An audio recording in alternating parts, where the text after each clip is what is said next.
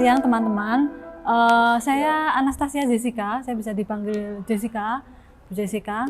Anastasia juga boleh, terserah. Saya pengajar di Fakultas Filsafat BM bersama dengan sebelumnya mungkin siapa ya pembicaranya ya, bapak-bapak pasti, Pak Simon mungkin, Pak Kristo, pernah ya? Pak Datu, pernah nggak? Pada itu ya benar, pada Oke, pada itu. Pak Datu ya. Nah, saya bersama mereka di Fakultas Filsafat. Nah, hari ini kan serialnya metafisika ya, bener ya? Ada yang masih ingat nggak metafisika tuh kurang lebih mempelajari apa? Dasar dari dasar. Dasar dari dasar. Oke, gimana tuh dasar dari dasar? Jadi metafisika itu membahas dasar dari yang dasar. Bahkan sesimpel kita mempelajari tentang alam ini ya, Bu. Alam itu ada apa? Mungkin pemikir-pemikir zaman dulu tuh mikir alam. Oh, alam ada gerak, ada oksigen. Terus oksigen itu apa ya? Dilihat lagi, oh ada partikel-partikel, partikel apa lagi? Oh, Sampai ada atom-atom iya ada dan atom-atom. Terus seterusnya gitu ya. di dalam atomnya ada apa lagi ya? Wah, nggak tahu nih. Delimitasi. Mungkin ada Tuhan mungkin. Ya, kayak gitu. Oke, oke. Iya, kurang lebih seperti itu ya. Ini untuk merefresh karena kita habis liburan panjang gitu kan. Nah, kurang lebih metafisika belajar tentang dasar dari realitas gitu kan.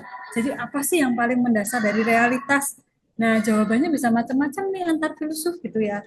Mungkin kemarin ada yang jawabannya, oh tentang atom, Demokritos misalnya. Oh tentang yang empiris ya, pengalaman itu yang paling yang fisik deh pokoknya itu yang menjadi dasar realitas. Oh ada juga mungkin yang dasar realitas itu sesuatu yang nggak kelihatan gitu ya, idea namanya gitu kan kalau Plato. Atau oh yang paling dasar tuh ya causa prima yang paling pertama gitu, yang penyebab pertama gitu ya, kalau kamu tadi menyebut oh Tuhan gitu misalnya ya. Nah oke, jadi metafisika pembicaraan tentang dasar realitas di dalam filsafat itu jawabannya memang beragam gitu ya, termasuk salah satunya tokoh yang kita bahas hari ini namanya David Hume. Jadi David Hume ini tergolong pemikir modern. Modernnya filsafat tuh nggak sama dengan modern dalam pembicaraan sehari-hari ya.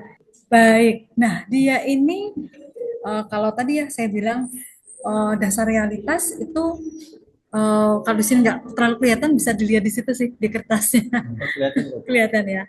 Jadi Hume itu kan dia itu tergolong pemikir yang namanya empirisme gitu ya. Empirisme dari empiri itu artinya pengalaman. Jadi kalau menurut dia, kalau dia ditanya nih, Yung dasar dari realitas itu apa sih? Ya kita harus kembali ke pengalaman. Sesuatu yang bisa kita apa ya indrai, yang bisa kita rasakan, bisa kita lihat gitu, bisa kita sentuh dan seterusnya. Nah, saya punya nih beberapa pertanyaan gitu ya. Yang ini nanti ada kaitannya dengan Hume. Jadi yang pertama, em, nanti kalian bisa pakai kertas itu aja. Kalau udah ada nyiapin kertas nggak apa-apa, tapi mungkin bisa pakai baliknya nggak sih? Baliknya ada tulisannya. Di situ bisa. Nah, ada beberapa pertanyaan. Nanti silahkan teman-teman tulis ya. Jadi pertanyaan yang pertama itu, bagaimana kita bisa benar-benar tahu kalau sesuatu itu real, nyata, benar-benar ada gitu. Juga bagaimana kalian bisa yakin ya, kalian belum mengalami tapi kalian yakin misalnya matahari itu, kalian yakin nggak sih matahari besok akan terbit lagi, besok pagi? Nggak yakin, nggak yakin. Pada umumnya sih orang yakin ya, tapi boleh aja sih nanti jawab nggak yakin dan nggak yakin kenapa gitu ya. Atau misalnya yang lebih gampang lagi apa ya, kalau kalian punya laptop mungkin setelah kalian mematikan laptop kalian, eh, kalian nggak akan takut karena kalian tahu atau yakin bahwa nanti besok misalnya atau nanti malam saya akan bisa menyalakan laptop ini lagi, gitu kan? Nggak pernah ada perasaan was-was gitu kan, untuk mematikan laptop misalnya gitu ya, karena yakin toh nanti saya bisa kok hidupin dia lagi. Apa yang membuat kamu yakin bahwa sesuatu itu benar-benar ada atau sesuatu itu akan terjadi lagi? Itu dulu ya kayaknya ya, satu pertanyaan dulu ya. Kita kasih waktu berapa menit nih? 5 menit mungkin. Boleh pakai baliknya aja, nggak Ya, apa-apa. Bu, boleh diulang pertanyaannya?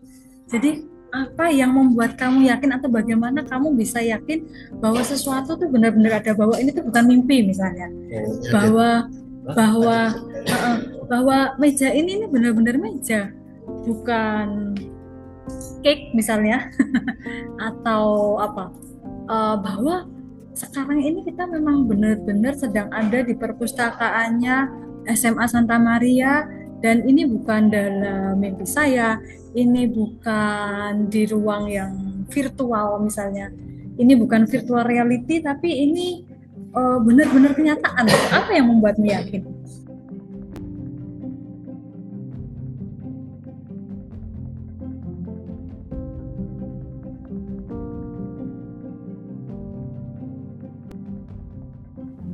Em, Kalau tadi kita kan bicara tentang hal yang kelihatan ya, bahwa sekarang saya di sini di perpustakaannya Sanmar, bahwa ini meja, bahwa ini siang hari. Bagaimana dengan hal-hal yang nggak kelihatan, misalnya jiwa manusia? Kalian yakin nggak itu ada? Atau kalau nggak yakin kenapa? Kalau yakin kenapa juga? Jiwa manusia atau jiwa apapun deh, jiwa binatang juga boleh. Tapi apakah kalian yakin bahwa jiwa itu ada, dan apa yang membuat kalian yakin?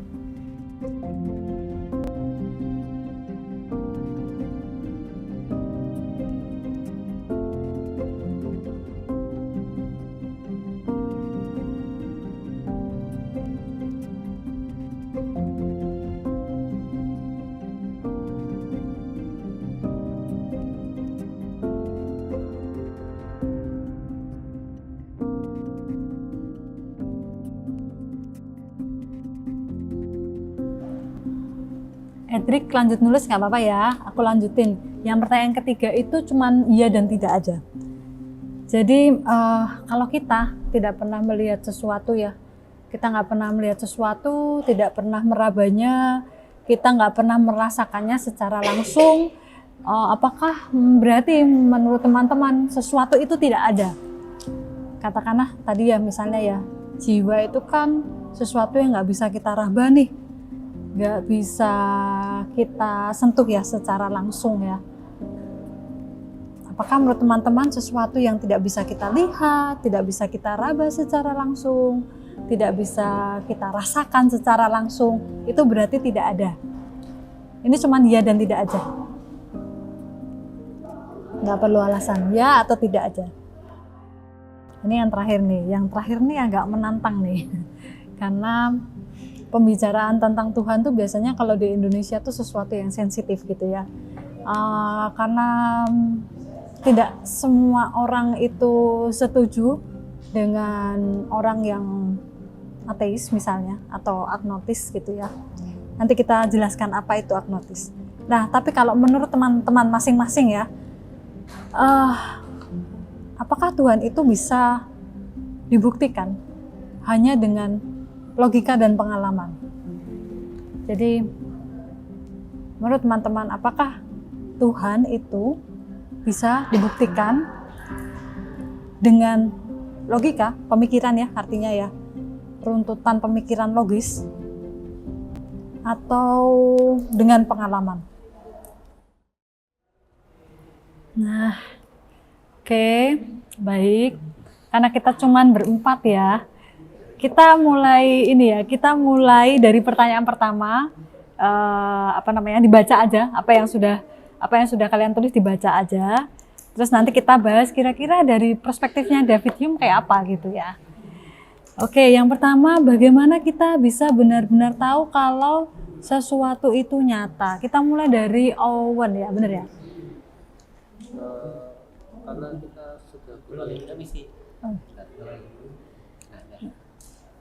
Karena kita sudah berkali-kali mengalami kejadian itu. Oke, karena berkali-kali lalu yakin gitu ya. Oke, kita lanjutkan dulu, Kevin. Karena semua itu bisa dirasakan dengan berbagai indera kita, dan kita juga memiliki pengalaman mengenai satu hal itu. Oke. Dirasakan dengan indera. Ya, jadi kalau menurut saya sama seperti Kevin, realita itu ada karena kita itu bisa merasakan. oh ya Edric ini indra saya merespon. Nah, bukan dipraktekin. Aduh, nggak apa-apa biar interaktif. Nah, bukan hanya tentang indra tapi juga tentang pikiran. Indra merespon, terus ada pikiran. Edric. Iya, ada pikiran. Jadi kayak sensor, jadi kayak robot gitu. Sensor terus masuk ke pikiran. Oh iya ini Edric. Nah, Oke. kalau tentang pikiran ini ya Bu, ini langsung mengingatkan saya dengan René Descartes itu cogito apa cogito Ergo sum. Iya, cogito ergo sum. cogito ergo sum, bahwa saya berpikir maka saya sadar. Nah, kesadaran saya ada ya, saya ada. Nah, dengan ada ini berarti kita tuh bahwa sadar. Oh iya, sadar ada nih. Saya ini ada nih. Jadi Oke. realita gitu. Kalaupun kita ini nggak ada ataupun semua realita ini bullshit, itu nanti menurut saya sendiri ya Bu, itu sama aja Bu, bahwa kita itu tetap meninggalkan jejak eksistensi kita Bu. Setidaknya walaupun ini semua bohongan, eksistensi saya berinteraksi dengan Edric itu ada dan real Bu. Gitu menurut saya sendiri ya Bu. Gitu. Oke, thank you. Thank you. Kalau Oke. Edric, Aduh. Jadi ini pertanyaan nomor 1 salah satu yang sulit buat saya, soalnya saya ini susah yakin terhadap apapun biasanya. Nah ini jawabannya mungkin lumayan panjang ya. Saya dapat yakin karena kumpulan hal-hal yang memenuhi kriteria tak tercatat di pikiran saya, seperti intuisi. Kriterianya bisa kayak bukti sensori, kayak yang perasaan itu, penglihatan, pendengaran, kepuasan logika. Jadi nggak perlu harus mendalam banget, kalau sudah cukup ya sudah. Kemudian pengalaman sama kriteria misteri yang saya nggak begitu tahu. Karena saya sendiri nggak bisa meyakini apapun 100%. Gitu. Oke, saya mau tanya nih ke beberapa orang. Jadi kalau untuk Oven ini, apakah kamu yakin kalau sesuatu itu berkali-kali terjadi, itu pasti besok akan terjadi hal yang sama? Misalnya ya, tadi laptop misalnya, kalau matahari kayaknya possibility-nya tinggi ya. Kalau laptop misalnya gitu ya, laptop dimatikan, kita nggak ada perasaan khawatir kan, karena kita tahu besok itu pasti akan kayak gitu, karena aku berkali-kali melakukan itu dan hasilnya sama gitu ya, kurang lebih ya. Tapi apakah berkali-kali itu tadi, itu pasti menjamin bahwa sesuatu itu akan terjadi hal yang sama di kemudian hari? Kalau menurutku sih enggak 100% ya, tapi 100% ada ya? kemungkinannya pasti. Oke, Kemungkinan besar. semakin sering diulang, semakin possibility atau kemungkinannya makin besar gitu ya? Iya. Oke, ya. Kemudian untuk dua orang ini mau aku tanyain ini soal pikiran. Kamu tadi Jason bilang pikiran, Edric bilang intuisi dan X factor ya, something yang kamu nggak tahu itu apa gitu ya.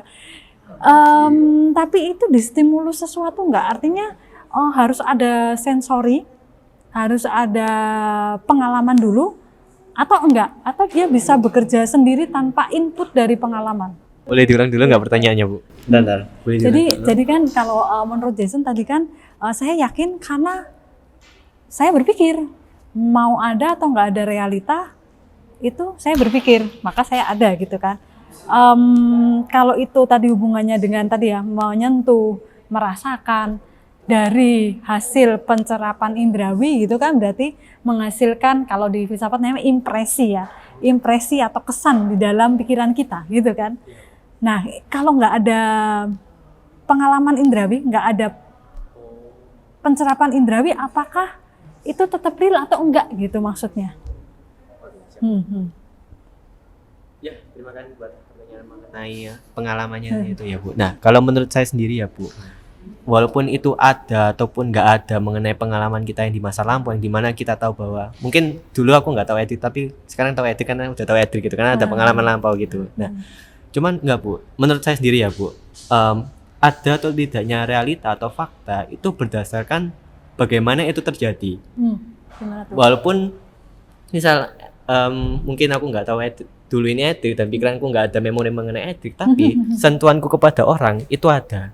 Nah itu yang menurut saya fakta Bu, atau realita kayak gitu. Jadi actionnya itu ada Bu, dibandingkan mengenai masa lampau atau kesannya gitu. Tapi yang terpenting adalah bagaimana itu terjadi gitu Bu.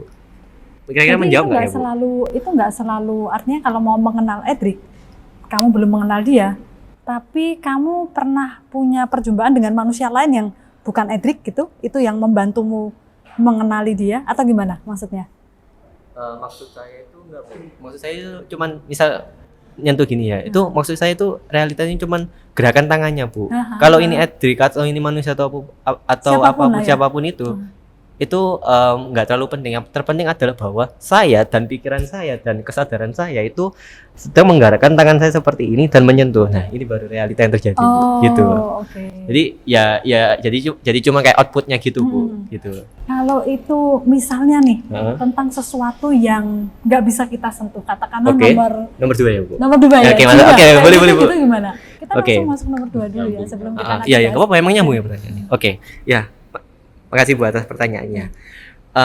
Contoh seperti pikiran ataupun jiwa itu kan nggak bisa disentuh, tapi kita bisa merasakan kan, Bu. Nah, sebenarnya jiwa dan pikiran ini emang secara fisik itu nggak ada, dan dibelah secara fisik pun nggak bisa. Dibelah gini kan nggak bisa kan, kayaknya dibelah ini nggak bisa. Nah, cuman yang bisa benar-benar nggak tahu ya ngomongnya rasakan atau secara intuisi gitu ya, itu eksistensinya atau keberadaannya, Bu. Pikiran, contoh jiwa ya, jiwa itu termasuk apa? Menurut saya ya, termasuk perasaan kita, pengalamannya kita, ataupun entah moralitas kita yang terdapat kita itu jiwa. Nah, dari konsep jiwa ini itu gimana ya ngomongnya ya?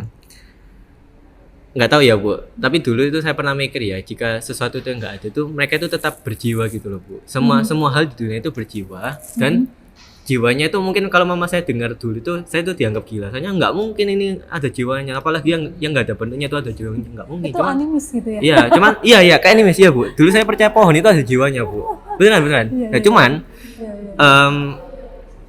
jiwa yang dimaksud itu bukan jiwa yang ada animasinya, ada romantisasinya, bukan. Tapi jiwa itu maksudnya kayak ada partikel-partikel kecil-kecil buat bentuk itu. Kamu pernah tak jelasin nggak sih, Drik? Enggak. Oh enggak ya.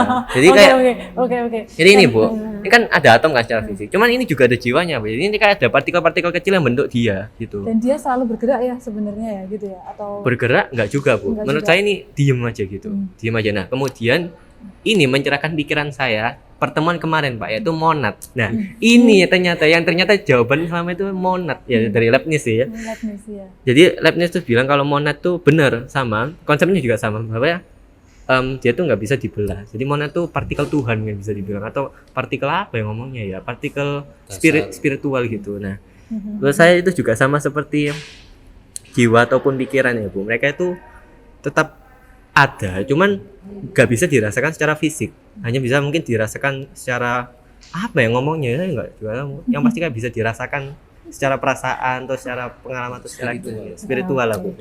Kayak gitu, Bu. Oke. Sebelum lanjut lagi ya ke pertanyaan yang lain ya, kita akan lihat dulu sedikit sebentar tentang si Hume ini. Jadi Hume ini dia dikenal ya sebagai pemikir empiris. Empiris itu artinya pengalaman. Jadi segala sesuatu tuh mau diasalkan dari pengalaman gitu. Semuanya itu harus bisa kita indrai, bisa kita raba secara fisik, bisa kita lihat gitu ya. Kenapa begitu? Karena dia menolak model-model spekulasi ya dalam metafisika tradisional yang itu abstrak, mengawang-awang, nggak bisa kita sentuh, nggak bisa kita rasakan, dan dia menolak spekulasi-spekulasi macam itu. Maka kemarin waktu Pak Krisma bilang metafisikanya Hume apa judulnya, Bu? Metafisikanya Hume judulnya anti metafisika gitu ya. Bahwa itu merupakan posisi metafisika, iya. Posisi metafisika dalam pengertian yang kalian sebutkan tadi loh, sebagai kajian yang studi tentang dasar dari realitas, iya itu. Posisinya tapi dia seorang yang anti metafisik, dalam pengertian menolak entitas-entitas yang mental sifatnya, yang spiritual gitu ya, yang spekulatif gitu ya. Nah, ada banyak term atau istilah yang kalian sebutkan dan itu menarik menurut saya, seperti intuisi. Tadi ya beberapa kali muncul ya intuisi, kemudian memori tadi misalnya, atau ingatan. Nah, bagaimana itu bisa terjadi dalam perspektif empirisme ini gitu ya. Jadi empirisme yang perlu digarisbawahi, dia sumber pengetahuan yang paling valid tuh pokoknya dari yang fisik, bukan yang mental. Jadi kebalikannya siapa tadi? Descartes. Kebalikannya Descartes. Descartes itu rasionalis sebutannya. Nah, ini kebalikannya Descartes. Oke. Ini kita lewati sedikit. Jadi dia di sini menolak tadi rasionalisme. Karena kenapa kok dia menolak rasionalisme? Karena bagi dia gini. Kalau Descartes tadi nggak ada realitas, apakah realitas ini fake atau bukan, apakah ini nonsens atau bukan realitas, aku tetap ada sejauh aku berpikir gitu kan. Dia menolak itu, melawan rasionalisme, karena bagi dia apa yang bisa dilakukan oleh rasio kalau dia nggak mendapat input dari hal-hal yang bisa kita cerap dan indrai ini. Bahwa kamu punya pengetahuan tentang manusia misalnya, karena mungkin waktu kecil kamu dikasih tahu orang tuamu, bertemu ini yang namanya manusia, ini yang namanya hewan, ini yang namanya tumbuhan, tapi itu semuanya berdasarkan pengalaman. Bahkan nanti menurut Hume, apa yang kita sangka, misalnya imajinasi atau memori, yang kita sangka itu dari pikiran kita ya. Hume membuktikan sebaliknya, bahwa memori itu sebenarnya juga dari pengalaman. Imajinasi bahkan itu juga dari pengalaman. Apa bedanya memori sama imajinasi? Kalau menurut Hume, gini menariknya. Kalau memori itu urutannya tepat ya, dari A ke B ke C ke D khususnya. Imajinasi itu sukanya memotong-motong memori, memotong-motong ingatan kita. Misalnya kalau memori itu misalnya gini, kalian nonton film, terus setelah nonton film, kalian diminta menceritakan lagi. Dan kalian ingat tuh, oh bahwa filmnya itu seperti ini gitu ya. Urutan-urutannya tepat gitu kan, itu memori. Tapi imajinasi itu seringkali mencampur adukan gitu ya. Misalnya katakanlah kalian nontonnya apa sih sekarang ya filmnya ya? Squid Game, oke. Squid Game gitu ya. Kalian bisa menceritakan tahapnya dari kayak gini, ketemu apa, sampai nanti seperti apa gitu kan. Tapi kemudian imajinasi ini biasanya memotong memori itu lalu mencampur adukan menjadi satu. Misalnya kalian nyampur antara Squid Game sama Hunger Games, atau mungkin sama film yang lain, atau sama pertunjukan yang lain, atau karya sastra yang lain. Paling gampang contohnya adalah unicorn gitu ya. Unicorn kayak apa sih yang kalau sekarang itu kuda terbang yang ada tanduknya itu ya. Bagi Hume itu bukan abstrak, tapi sebenarnya itu dari ingatan-ingatan kita, bahwa kita punya ingatan ada hewan yang seperti itu namanya kuda, kakinya 4 dan bisa berlari dengan cepat ya. Kita punya ingatan berdasarkan pengalaman ya, dari melihat burung sehingga kita tahu tentang sayap. Kita punya ingatan berdasarkan pengalaman dari hewan yang ada tanduknya, kambing kah atau apa gitu ya. Lalu imajinasi ini dia menggabung-gabungkan ingatan-ingatan itu tadi, memori-memori itu tadi. Jadilah itu imajinasi. Nah, ini pengertian yang baru nih pada zamannya gitu ya. Jadi bagi dia walaupun sesuatu itu abstrak ya, kalau menurut kita ingatan itu abstrak, imajinasi abstrak, menurut Hume itu tetap sesuatu yang pasti ada asalnya dari pengalaman. Pasti ada asalnya dari pengalaman, nggak mungkin tiba-tiba muncul gitulah, kurang lebih gitu. Dia melawan spekulasi religius, kemudian seperti ya di abad sebelumnya, di abad pertengahan misalnya, pokoknya semuanya diasalkan dari Tuhan. Kenapa kok terjadi bencana? Oh ya mungkin ini kehendak Tuhan gitu ya. Mengapa kok saya sial ya nasib saya misalnya? Oh ya mungkin ini nasib saya. Oh mungkin ini takdir misalnya. Nah dia melawan spekulasi-spekulasi religius seperti itu.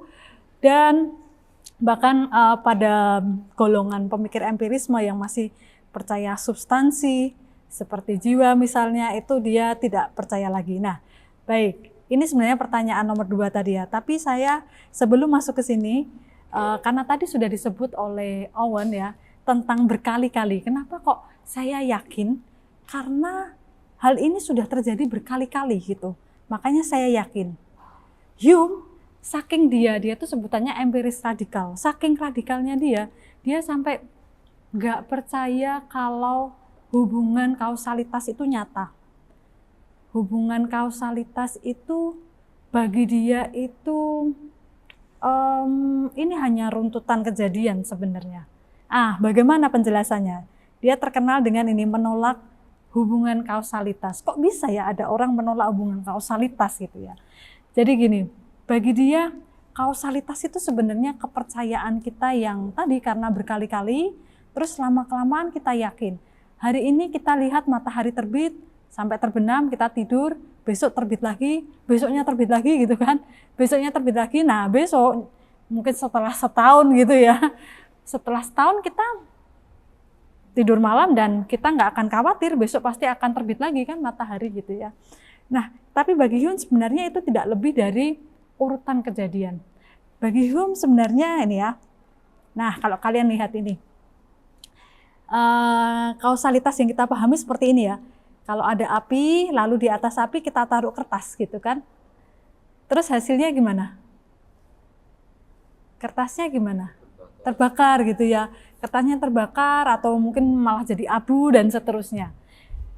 Kita dalam hidup sehari-hari memahami ini sebagai hubungan kausalitas kan.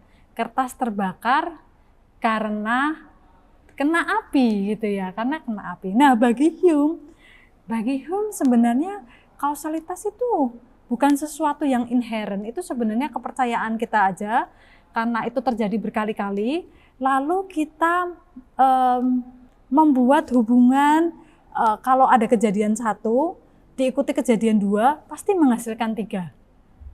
Diulangi lagi, kayak gitu lagi, kita melihat kayak gitu lagi, kejadian 1 ditambah kejadian 2 pasti menghasilkan kejadian 3 gitu ya.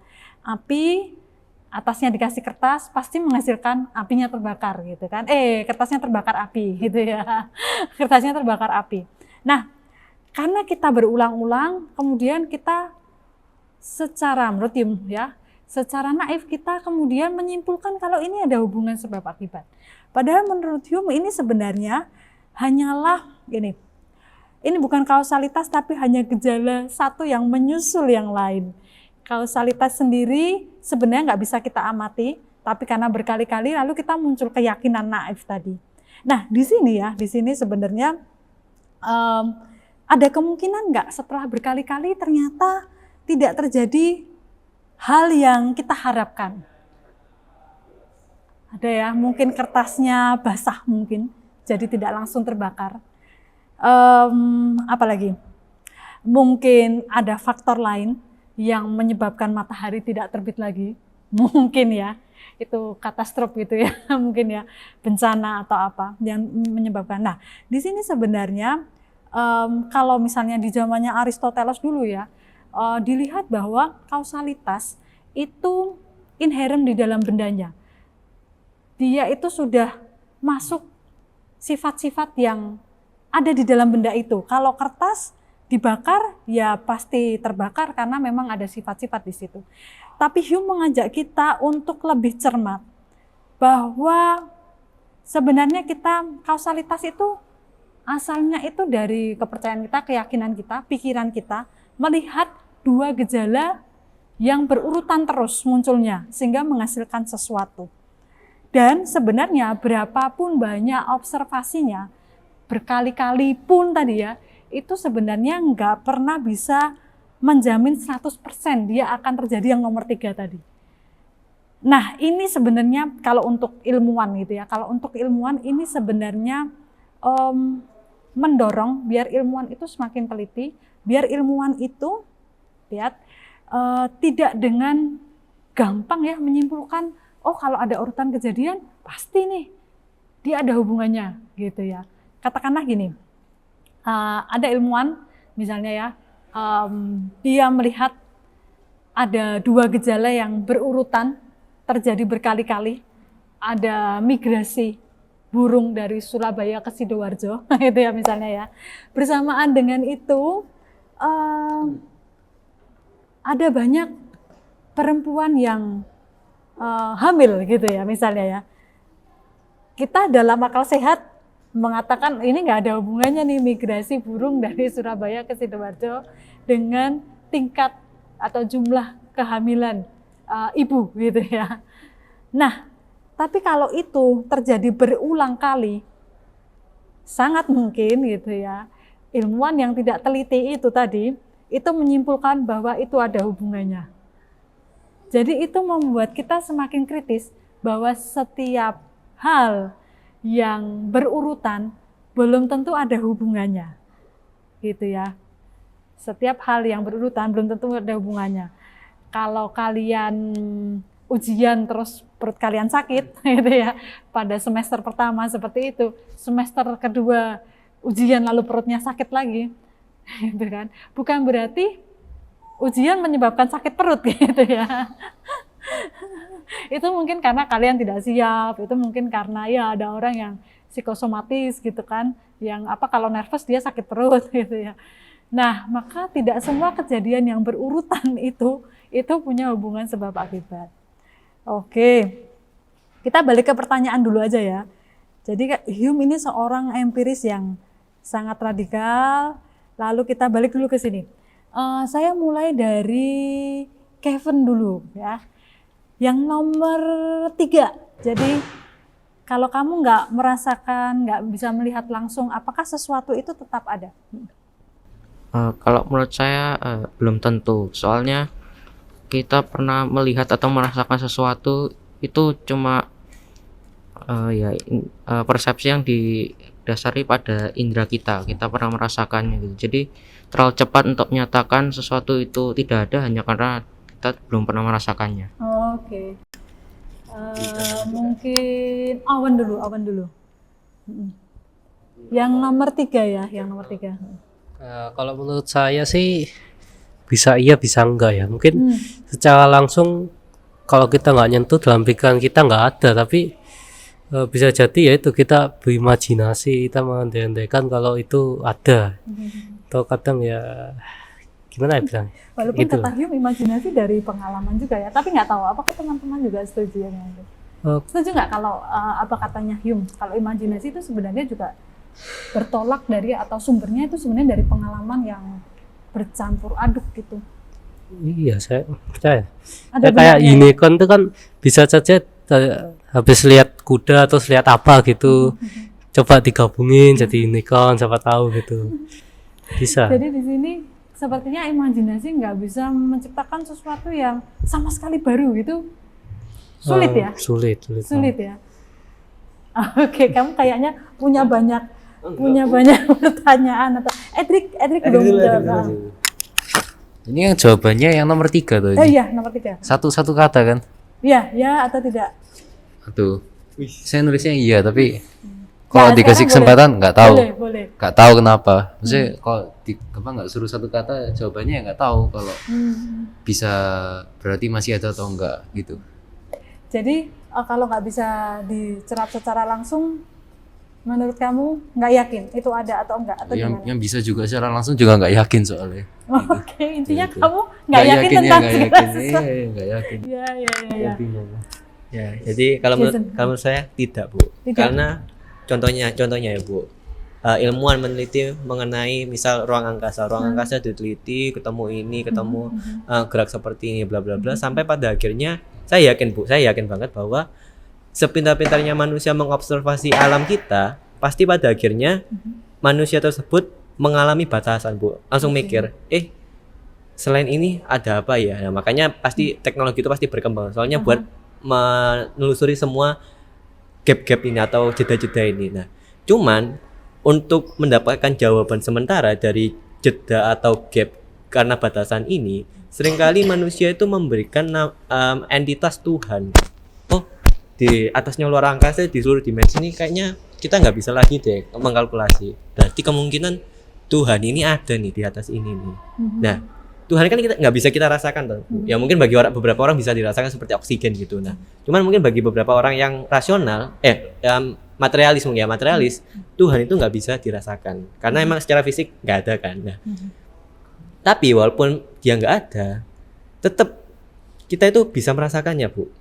Karena dengan memikirkan Tuhan tuh berarti sama saja kita merasakan atau mengklaim atau memvalidasikan eksistensi kata Tuhan ini, Bu. Walaupun mungkin bagi sebagian orang Tuhan itu cuma justifikasi untuk kita yang mengalami batasan tertentu. Seperti itu, Bu. Jadi jawabannya tidak, Bu. Tetap ada, Bu. Rasakan jalan. Oke. Oke, tetap ada Ya, ya. tetap ada Bu. Walaupun Oke, nggak- berarti secara fisik nggak ada. Kamu konsisten berarti dengan jawabanmu yang pertama. Iya Bu, Karena pasti Bu. jawaban- Saya konsisten Bu. Saya karena nyambung jawaban- semua Bu. Saya konsisten. Jawabanmu yang pertama itu tadi soal ada nggak ada realitas, pikiran tetap jalan dan itu artinya saya tetap ada. Jawabanmu yang ketiga tadi walaupun nggak ada tapi ada something lah ya, ada sesuatu yang walaupun dia nggak bisa diraba, nggak bisa disentuh, tapi toh dia tetap ada. Nah, oke, tunggu dulu. Gimana mau nambahin dulu? Iya. Jadi yang terpenting Bu ketika kita berpikir yang tidak ada itu berarti sama saja kita merasakan yang ada itu Bu. Paham nggak Bu? Yang tidak Ketika- ada, maaf. Ketika kita berpikir gimana ulangi? Ketika kita berpikir yang tidak ada, yang tidak ada secara fisik itu berarti sama saja kita memvalidasi atau merasakannya Bu. Paham nggak Bu? Oh, Paham? tahu, Iya kayak gitu tahu. Bu. Ya. Jadi gini, Poinnya kalau gitu, di Bu. dalam satu ada itu bisa gini, ada yang fisik, ada yang ada di dalam pikiran kita, tapi nggak ada fisiknya. Tadi ya misalnya kamu ngomong unicorn misalnya, unicorn mungkin nggak ada dalam kenyataan, tapi dia real dalam pengertian dia real dalam pikiran kita. Dan ada sesuatu juga yang di luar objek dan subjek, tapi dia ada. Itu kalau di Plato itu idea. Dia lepas dari pikiran manusia dan dia lepas juga dari dunia fisik. Jadi ada tuh kalau dalam filsafat paling nggak ada 3 itu. Fisik dalam pikiran kita dan something. Terus aku menanggapi yang luar angkasa tadi. Yang luar angkasa tadi, nah itu menarik tentang kosmologi ya, tentang alam semesta ya, alam semesta. Di alam semesta itu memang bahkan ada area yang namanya itu unknown universe. Alam semesta yang kita belum tahu apa. Jadi kita kan mungkin paling bisa dengan teleskop, dengan roket misalnya, dengan apalagi mungkin alat-alat ya yang digunakan dalam astronomi, kita bisa mengukur mungkin paling jauh sampai galaksi kita sendiri, Milky Way atau Bima Sakti gitu ya. Tapi untuk galaksi lain, apakah ada? Ada, mereka para ilmuwan yakin ada galaksi lain. Tapi ada juga area yang masih unknown. Jadi mereka yakin ada sesuatu di luar bumi, kalau di luar bumi kita bisa sudah bisa mengindra ya dengan bantuan teknologi. Tapi yang di luar galaksi kita misalnya, mereka tahu ada sesuatu, tetapi mereka belum bisa mencapai itu. Teknologinya juga belum bisa mencapai itu, sehingga dia menamakan unknown universe, alam semesta yang kita belum tahu. Tapi saya mengandaikan ada, kayak yang kamu bilang. Saya mengandaikan ada, cuma saya belum ngerti nih, ini apa. Bahkan itu di dalam astronomi modern itu ada yang seperti itu. Nah, oke, saya lanjutkan dulu ya. Jadi Hume ini dia seorang yang radikal. Kita akan lihat pernyataannya tentang jiwa. Dia bahkan nggak percaya tentang jiwa dan substansi seperti Descartes itu ya. Bagi dia sebenarnya substansi kesadaran diri itu tidak lebih sebenarnya dari bundle of perceptions atau persepsi-persepsi misalnya. Saya tahu tentang Kevin misalnya gitu ya. Dari persepsi-persepsi yang saya dapatkan, oh bahwa dia itu berkacamata, oh bahwa dia itu tingginya sekian, oh bahwa dia itu misalnya seorang laki-laki misalnya gitu ya. Itu adalah hasil dari persepsi saya, oh bahwa dia itu sekarang sedang marah misalnya gitu ya, atau sedang senang, atau sedang sedih. Nah itu persepsi-persepsi saya. Sehingga bagi Hume bahkan tidak ada yang namanya substansi diri atau apalagi jiwa bahkan gitu ya. Yang ada hanyalah ini kesan-kesan ya, kesan-kesan yang kita peroleh dan seolah-olah kemudian menjadi substansi diri itu. Ketika saya ketemu lagi untuk nanti kedua, ketiga kalinya saya ketemu Owen atau Kevin gitu ya, bisa jadi persepsi saya berubah karena waktu itu mungkin sudah naik kelas misalnya gitu ya. Karena waktu itu mungkin kalau sekarang masih malu-malu, mungkin waktu itu sudah berani bicara gitu misalnya ya. Atau misalnya ya ada yang berubah. Kalau yang awalnya mungkin baru bad mood gitu ya. Saya ketemu waktu moodnya lagi bagus gitu. Nah kemudian persepsi saya berubah. Dan dengan demikian saya kemudian memahami atau oh ternyata dia tidak seperti itu ya. Nah Hume bahkan menolak adanya substansi diri. Bagi dia substansi diri itu tadi hanya ini bundle of perceptions tadi.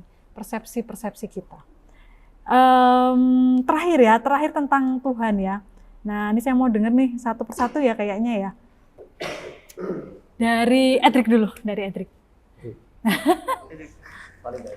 Balik gak siap. Apakah Tuhan bisa dibuktikan dengan logika atau dengan pengalaman? Jadi untuk keduanya itu ada argumennya. Kalau untuk dapat, jika pembuktian itu sekedar untuk yang menerima buktinya, kan informasi harus diberi, ada yang terima juga ya. Buktinya itu cuma buat orang jadi percaya kalau itu nyata. Tidak dapat kalau misalnya buktinya emang membutuhkan bukti yang fisik seperti bukti saintifik gitu misalnya. Oke. Kalau Tuhan tidak muncul sebagai fisik itu tergantung Tuhannya juga. Tuhan yang dimaksud gimana. Siapa tahu Namun agama. jawaban ya emang. Tapi jawaban saya terbatas sampai situ tok ya. Soalnya karena kurang mendalami tentang Tuhan. Begitu. Ya, sebelum aku lupa, karena tadi udah disebut sama Jason juga. Jadi di ilmu pengetahuan itu juga ada namanya argumen namanya super intelligent design. Jadi super intelligence design itu ketika para ilmuwan menyelidiki ya tentang segala sesuatu ya, realitas fisik baik yang mikro maupun makro kayak planet, alam semesta maupun yang partikel dan atom, mereka sampai pada kesimpulan bahwa kok desainnya ini sangat teratur ya, kok semuanya itu tepat gitu. Kenapa kok orbitnya kemudian nggak saling bertabrakan misalnya gitu ya. Dan di dalam argumen ini, di super intelligence design ini, dia mengatakan bahwa pasti ada sesuatu yang merancang ini, sesuatu yang sangat intelijen, sesuatu yang sangat cerdas gitu ya, super kecerdasannya, yang itu bisa merancang ini. Nah itu ada di dalam, ini sebelum aku lupa, itu ada, memang ada argumen seperti itu. Tentu itu juga mendapatkan kritik gitu ya, kritiknya memang ada, tapi setidaknya itu mungkin masukan, nanti bisa dicari lagi lebih lanjut. Oke, kita lanjut dulu, Jason. Apakah Tuhan dengan pengalaman? Jawaban saya tidak, Bu. Karena ketika Tuhan itu sudah dibuktikan dengan logika atau dengan pengalaman, kok menurut saya jika memang benar bahwa Tuhan itu yang Maha Esa, semua kompleksitas yang diciptakan ini kok mudah sekali buat dibuktikan hanya dengan logika dan hanya dengan berapa tahun kita hidup ini, manusia ada ya. Sejak tahun kapan ya manusia ada? Nggak tahu ya, aku ya lupa. Ya nggak tahu ya berapa ya, udah beribu-ribu tahun lah, kok semudah itu dikokohkan gitu. Jadi ya mungkin secara romantisasi agama itu menurut saya nggak bisa, dan juga di luar dari romantisasi agama ya Bu, saya nggak tahu ya, mungkin teman-teman bisa menyangkal saya ya, soalnya saya punya pandangan berbeda tentang Tuhan ini di luar dari agama ya. Menurut saya Tuhan itu bukan sesuatu yang Maha Esa, bukan sesuatu yang pencipta segala hal, tetapi Tuhan itu nggak tahu ya Bu, kok nanti pada akhirnya ya, mungkin jangan-jangan nanti pada akhirnya Tuhan itu semua ini Bu. Jadi gimana ya Bu, kayak ya ini Bu, makanya Bu sebenarnya saya juga pernah dikritisi guru les saya Bu, manusia untuk membahas Tuhan itu terlalu jauh Bu. Nah, makanya ini aku agak juga bingung Bu. Apa sesuatu yang nggak bisa nggak masuk dalam kapasitas manusia gitu mungkin ya. Iya Bu, ya mungkin kita bisa pakai approach apa ya, pandangan dari agama gitu, bahwa ya Tuhan itu memang segala sesuatu dari kita itu dan pencipta kita. Cuman dibuktikan dengan logika atau pengalaman, kok kata saya nggak bisa ya Bu. Mungkin pengalaman bagi beberapa orang bisa, cuman kalau di diri saya pengalaman pasti ada ukuran logikanya, dan di logika itu Tuhan itu nggak masuk Bu, karena Tuhan itu jauh dari logika. Dan untuk sementara ini yang paling mudah dicapai itu secara logika. Cuman Tuhan nggak masuk di situ, karena di belakang logika ini, nah Tuhan berada di situ Bu. Dan itu jauh jarak antara kita. Iya, jarak dengan spiritual kita tuh jauh banget gitu Bu. Makanya mungkin untuk mendidik moral, alangkah baiknya mungkin ada romantisasi dari agama untuk memahami Tuhan gitu. Oke, gitu. makasih. Lanjut dulu, Kevin. Menurut saya sih nggak bisa ya. Ada alasan? Nggak ada alasan, nggak apa-apa dulu. Ya kalau Tuhan yang mungkin dalam kepercayaan mungkin enggak sih. Nggak bisa. Di luar pikiran kita gitu ya. Iya. Oke, silakan lanjut. Oke, kalau menurut saya secara pengalaman enggak bisa. Soalnya kebanyakan yang saya lihat itu pengalaman orang satu dan orang dua itu beda-beda. Berbeda. Pasti beda-beda, Bu. Terus kalau sama logika ya kayak yang diomongin Kak Jason tuh nggak bisa. Kalau menurut saya ya kebanyakan orang itu kan kan ada banyak agama tuh, Bu. Ada Tuhan-Tuhannya itu juga banyak. Menurut saya itu mereka itu Tuhan yang mereka buat kayak dewa-dewa itu cuman buat ya itu menenangkan diri mereka, mungkin lagi ada masalah atau apa. Kalau Tuhan yang asli ya kita masih nggak tahu. Berarti itu bukan Tuhan yang asli ya. Ya itu nggak tahu itu asli atau enggak, cuman Ya. ya itu. Oke, terima kasih ya teman-teman. Jadi sebenarnya apa yang teman-teman yakini tentang Tuhan itu ini dalam sejarah filsafat ya. Itu ada macam-macam sebutannya. Kalau si Edric ini mungkin agnostik.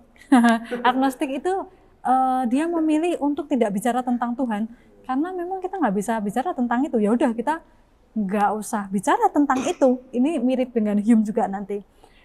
Itu berbeda dari misalnya skeptik ya skeptik akhirnya dia jadi agnostik gitu kan. Terus mungkin kalau Jason ini lebih ke ini ya panteis ya, bahwa Tuhan itu ada di dalam semuanya. Di dalam kita pasti ada partikel Tuhan gitu kan. Nah itu namanya panteis, dari pan itu seluruhnya, theos itu Tuhan, itu ada di dalam semuanya. Ada panteis. Terus kalau Kevin ini tadi ya sesuatu yang melampaui ya, itu juga nggak bisa dipikirkan. Kemudian saya nggak tahu itu sebutannya apa, tapi hampir di semua agama itu seperti itu. Juga awan ya, sesuatu itu yang melampaui, bahkan pengalaman juga nggak bisa. Tapi ada juga model-model seperti ini, bahwa Tuhan itu seperti pembuat arloji gitu katanya, yang dia itu menciptakan hukum-hukumnya aja, terus setelah itu seperti arloji, ya udah didiemin aja, dia akan berjalan dengan sendirinya. Itu kan kalau jam kan gitu ya, dibuat oleh pembuatnya, terus setelah itu pembuatnya lepas tangan kan, nggak perlu mendampingi terus kan, arlojinya tetap bisa jalan kan. Nah ada yang model seperti itu, jadi Tuhan menciptakan hukum-hukumnya saja, tapi setelah itu alam semesta ya udah bekerja dengan sendirinya gitu. Nah kita akan lihat, itu namanya deisme. Kita akan lihat Hume seperti apa. Di dalam Hume dia lebih ke yang ini, karena dia tadi ya sesuatu yang spekulatif sifatnya, sesuatu yang nggak bisa diindrai itu dia tidak percaya. Yang seperti itu bisa kita tebak ya, bisa kita tebak bahwa dia juga tidak mengakui gitu ya, dia tidak mengakui, atau lebih tepatnya dia memilih agnotis.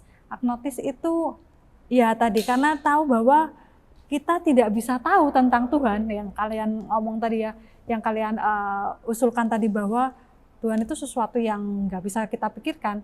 Ya udah akhirnya Hume mengatakan, dan nggak bisa kita buktikan dalam pengalaman, akhirnya dia memilih menjadi seorang agnotis. Itu agnotis itu kurang lebih adalah ya memilih untuk tidak bicara atau tidak berpikir tentang Tuhan. Nah itu dari empirismenya Hume. Jadi kurang lebih seperti itu teman-teman. Empiris itu kata kuncinya adalah pengalaman gitu ya. Dia seorang empiris yang radikal, bahkan dia nggak percaya ada substansi diri gitu kan, bahwa itu hanya persepsi-persepsi kita aja. Bahkan dia nggak percaya ada kausalitas, karena bagi dia kausalitas itu cuma urutan kejadian, lalu karena berkali-kali kita jadi menyimpulkan itu ada hubungannya misalnya. Ini tidak bermaksud untuk kemudian membuat teman-teman, wah berarti saya harus mencurigai segala sesuatu ya, jangan-jangan kalau saya setelah makan nanti saya nggak akan kenyang gitu ya. Tetapi tujuannya lebih ke membuat kita semakin kritis sih, bahwa tidak semua kejadian yang berurutan itu ada hubungannya gitu. Kadang-kadang dia berurutan aja. Lalu tentang agama dan Tuhan ya tadi ya, bahwa dia memilih karena ya bertitik tolak dari pengalaman dan tidak ada yang di luar itu, maka dia memilih untuk menjadi agnostis itu tadi. Tidak mau berpikir atau membicarakan tentang Tuhan karena itu sesuatu yang dia tahu bahwa manusia tidak bisa tahu tentang Tuhan. Begitu teman-teman, ekstra kita hari ini seperti itu ya. Kemudian saya tutup, saya mengucapkan banyak terima kasih pada teman-teman.